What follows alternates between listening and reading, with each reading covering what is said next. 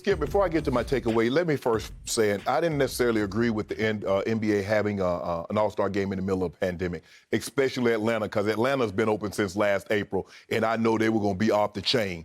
But since they did, the money that they raised and the awareness that they brought to HBCUs, the Thurgood Marshall Fund, LeBron James, his team played for that, $1.25 million.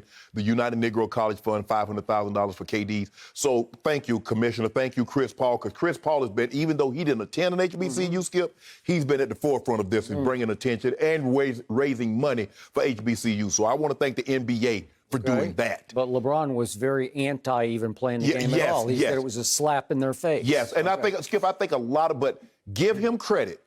He showed up. He was the perfect ambassador, and he understood as the face of the NBA, although he might not have liked going and playing, he wanted the rest. He understands as the face of the NBA, Skip, there's a lot of times you have to do things that you don't necessarily agree with or you don't want to do for the betterment of the league. And I think LeBron was the good soldier, so to speak, Skip, in doing that. And they did say that they raised $3 million total dollars for historically black colleges and universities. And I think there are 100, the NBA says there are 101 of those in our country. Great, Skip. So that was great. They were well represented. Now back to the game, Skip. Now, I told you what was going to happen. When I told you LeBron put this team together, I told you, I said, we got some great shooting. Oh, they ain't got no shooting. You went down and you listed. Has Dame really shot the ball that well? What about Steph Curry? Has he really shot the ball well? And Luka, has Luka really shot the ball well? Have they? Have they? Have they? Yes. Not. Is Steph Curry not the greatest shooter we've ever seen? Has he been lately? Yes. First half of the year?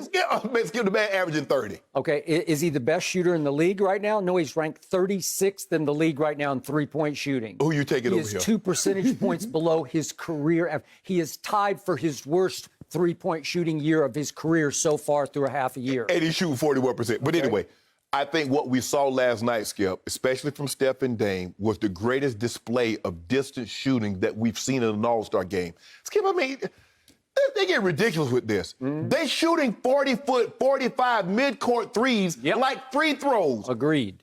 I mean, I'm like, come on. I understand, Skip, because it's always been like this, Skip. Guys take wild shots and all kind of things. But, Skip, the way they can shoot the distance three is like they walk to the line and they're shooting free throws. You look at Dame. Dame ended the game with 2 threes, Skip. He shot one from about 33, like it was nothing. And then he pulls up basically one step past half court and ends the ball game. Steph Curry was just ridiculous. So what we saw was the greatest display of distance shooting that we've seen in an all-star game. And Skip, everybody, I mean, Jaylen Brown was just turning around and got a 4-point play.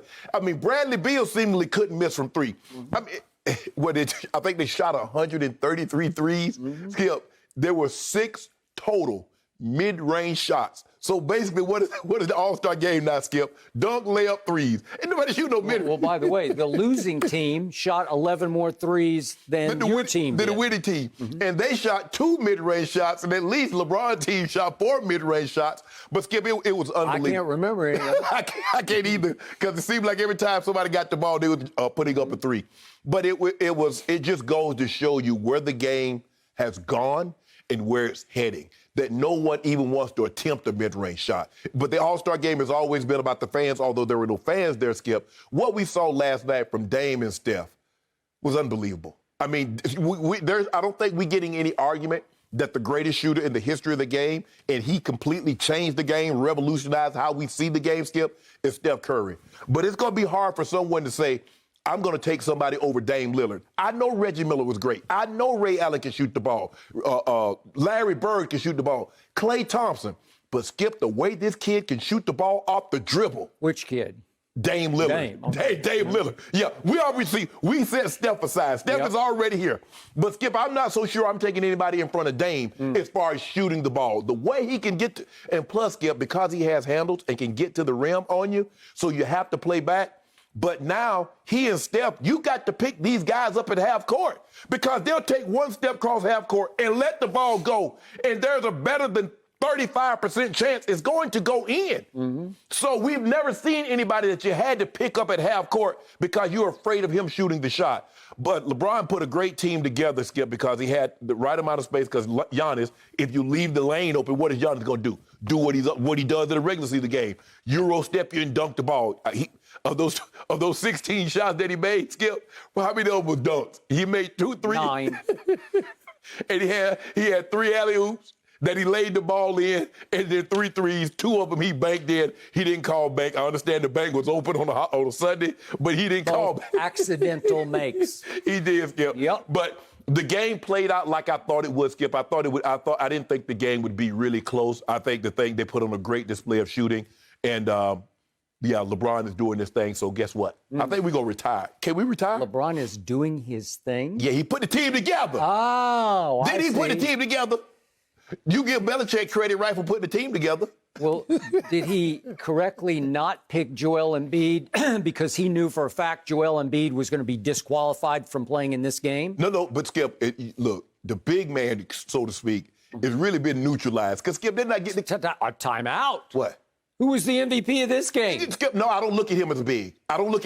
We look He's at 6 feet 11 inches tall. Skip. We look at Joel Embiid. We look at Yoke. We look at guys like that are big. We look at Anthony Davis. They're stretches. I don't really look at them. I don't really look at them as big. Well, what is Joel Embiid shooting from 3 right now? Right here, right now in the first half of the regular season? He's probably shooting 40%. 42%. Yeah. 42%. He couldn't play last night. Do you realize how different that game would have been if different. Kevin Durant and Joel Embiid had played? And I told you, I predicted Joel Embiid would have been the MVP of this game, and I believe he would have, because he would have been alley-oop dunking and just sashaying through the lane. And plus, they would have had somebody who had some pride in rim protecting against Giannis. They had nobody because they started young Zion, and he was overwhelmed for a while. The lights were too bright. His eyes got real big, and on defense, he thought, he heard in the locker room, I guess, we don't play defense in the All-Star. You don't? You don't even try to defend Giannis in the paint? Maybe Zion can't defend Giannis, but Giannis had the most wide open lane to the basket in an All-Star game I have ever seen. No MVP of any All-Star game in history has scored more easily or more luckily than Giannis did last night. Okay? So if you have Joel Embiid, it tilts the balance of power back toward KD. Is he going to guard Steph and Clay out there past the half-court line? All right, but do you realize that James Harden hit 7 of 13 threes? Do you realize that Bradley Beal hit 6 of 12 threes? Kyrie? That would have been enough. Kyrie was 2 of 6, so that wasn't good enough. But he got off to a great start, He did. Okay, so let me get back to your premise. I agree with you. That was the greatest display of distance shooting we have ever seen. These two, Steph Curry, Damian Lillard, are by far the 2 greatest distance shooters this league has ever seen. But why is that? Because they dare to be. Yeah. Because they can be. It's like a new thing where their coaches just say, okay, do that. You want to shoot a logo 3? I'm good. And Dave is talking about adding that to his actual game. He said, I'm thinking about shooting in an actual game. Okay, all right. So I got it. But I don't know if back in history, let's even go back just to Reggie Miller. What if Reggie Miller had said, I'm going to start shooting logo threes? They're going to pull your butt out the game. Well, they would have pulled your butt out of the game because it would have been disrespectful to the game, because people would be saying, that's a clown shot. Right. You can't make that consistently. And they shooting, Skip, I get it. Okay, late in the shot, like Bradley Beal hit one at the end of the third quarter. That's when they normally take those shots. Okay. But Dame is shooting that ball with 16 seconds on the shot clock. Steph Curry's shooting that ball with 12, 13 seconds on the shot clock. Okay. Not that early in the shot clock, you taking a shot from 40. Okay. So what if Ray Allen had decided early in his career, I'm going to shoot logo threes? Could he have made them? I'm sure he could have. Would he have as much range as these two? Sure he would have. Yeah. But nobody ever dared to shoot those shots until now. Right. And they have shown that in stretches they can hit enough that it makes it a credible shot. Yes. Now, again, I'll talk about this. I'll save my ammo for this for later. But Steph and Dame in the postseason haven't been able to make as many of these kind of shots. So they really work in all-star games. They really would have worked for the Globetrotters. You know, these are Globetrotter kind of shots. They work in the regular season, Skip, because you play a team, and then guess what? You're on to the next. You're on to the next. But in a playoff series, you focused in on that. Right. And when teams game plan against you to either double you or honor you at the logo, where they're going to stay in tight and hope their rim protectors will take you if you go blow by them. Right. Well, then it's a whole different game. But last night, nobody's trying, so they're saying, okay, take that, take that.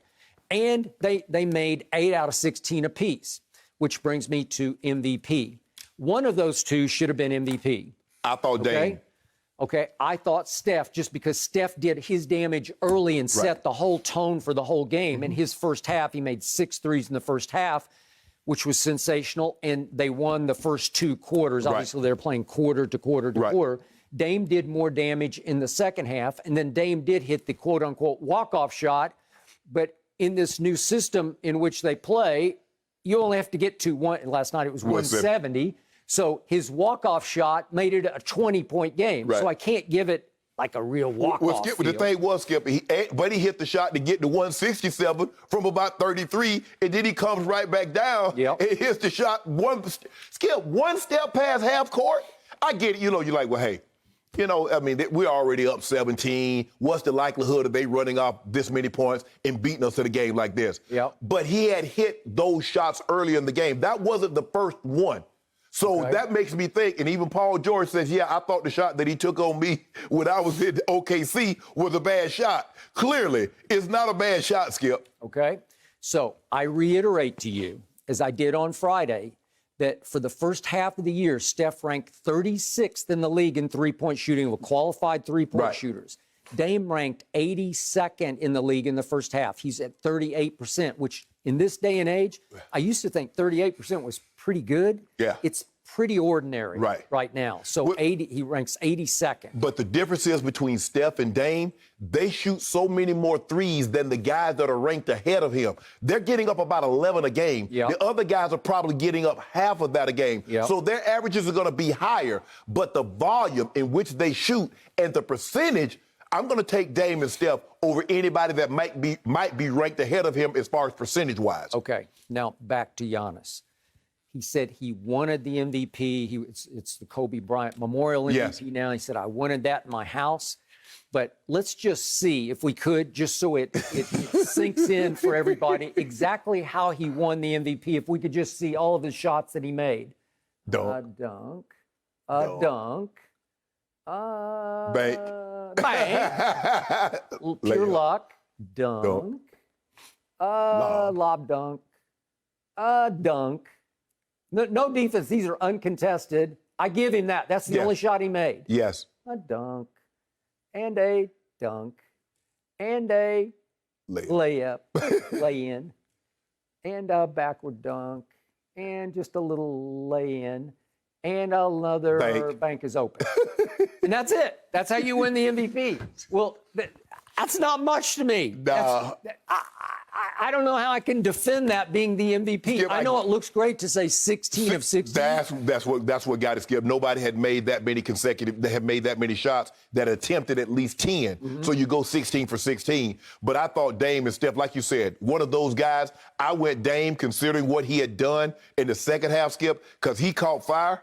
And especially the fourth quarter, what did he have in the fourth quarter? He had like probably 12, 13 points in the fourth quarter. He did. He got hotter and hotter. When I look at it like both Dame and Steph were cold in the third quarter, 1 for 4 and 1 for 5. But Dame did again.